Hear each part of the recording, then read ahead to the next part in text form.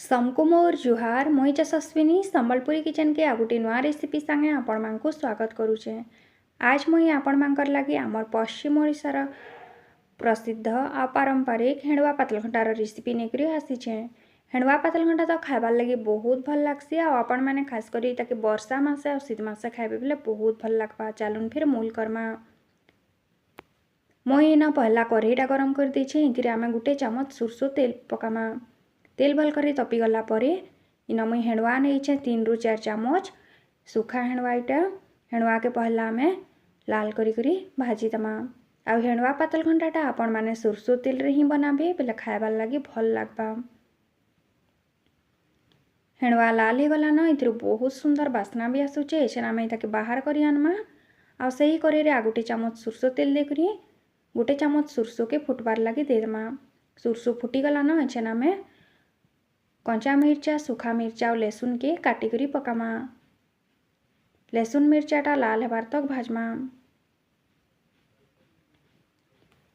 लहसुन मिर्चा लाल हे गला न एछन एथिरे पातल घंटा के काटी करी लगे दमा। स्वाद अनुसार नून दे करी ताके घांटी करी आमे सिझबार लगी 3 रु 4 मिनिट तक कभर कर दमा। हेणुआ पातल घंटा रे मिर्चाटा टिके बेसी करी लागिथिले भल लागसे। आपण माने जेतकी राखेसन से अनुसार मिर्चा देबे न। 4 मिनिट परे देखुन पातल घंटा भल करी सिझी जाइछे। तो जेनटा भी टिके गोटा रही जाइतबा एंता करी आमे ताके बिलेई दमा।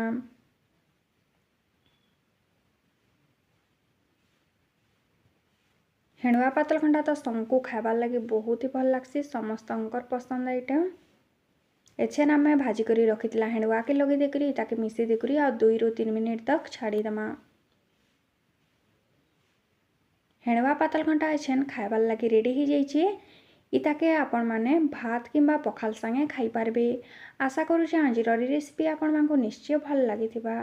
केंदा लागला जे कमेंट्स रे बताबे। वीडियोटा जदि भल लागिथिबा गोटे लाइक करदेबे। आपण मानकर साथी मानकर संगे शेयर कर देबे। रहली फिर आसमे आ गोटे नवा वीडियो संगे जुहार।